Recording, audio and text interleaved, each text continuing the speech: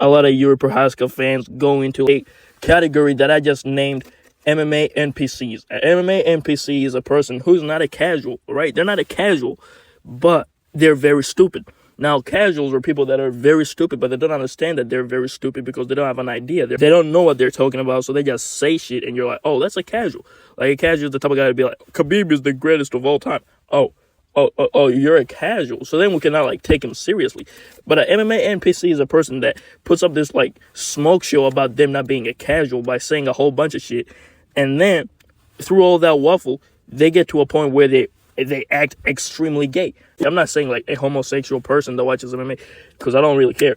What I'm talking about is people that act very delusional and that stand out about people like Piotr Yan, Yuri Prohaska, Cyril Gane before he lost to John Jones, because now that he lost to John Jones, they're like, oh, Cyril Gane was never that good to start with. They hate John Jones, right? The MMA NPCs despise John Jones so much that even when he gets an impressive performance against somebody that they actually liked to begin with, they try to act like that's not that impressive by diminishing their own guy, Cyril Gane. Before he fought John Jones, they were up on his dick talking about, oh, he's gonna school John Jones.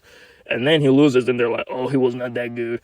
Same with Piotr Yan. He's another one of their darlings, but after he lost to the machine, Devlashvili, the GOAT, they were like, oh, Piotr Yan doesn't even, like, he was never that good. He was that good, but after throwing the knee, he became not that good, and, Morab is not even all that because all he does is push people against the cage. Like, he just make up shit to, like, diminish the other guy's win. Like, Robert Whittaker is another one of them. Like, good grief. This guy slobber all over Robert Whittaker. Robert Whittaker is so much better than Izzy. And they hate Izzy, of course, because Izzy, he's not cool or whatever.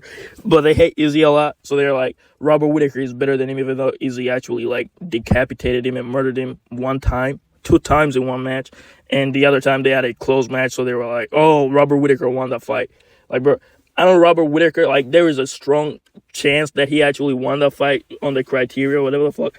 But if you go back and watch the fight, Robert Whittaker didn't do anything, like, that impressive. Actually, Izzy dropped him in one of them rounds, or even 2 of them rounds.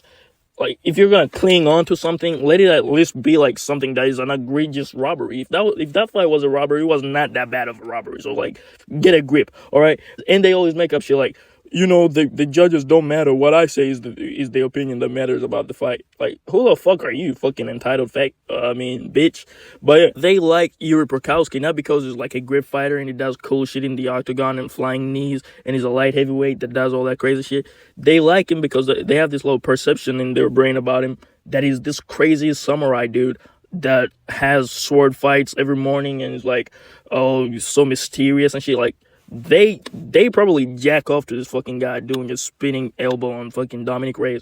Like, these guys are weirdos, right? So they're like, oh, he's a samurai, he's a beast, he'll never lose. The reason why John Jones switched weight classes was because he was scared of Yuri Prohaska. Like, bro, John Jones don't give a fuck about this fucking guy. He would kill him. Prime John Jones is not even the same fucking stratosphere as this son, but these guys are delusional about it. That's why they actually believe that Yuri Prohaska is gonna beat my son Jamal Hill.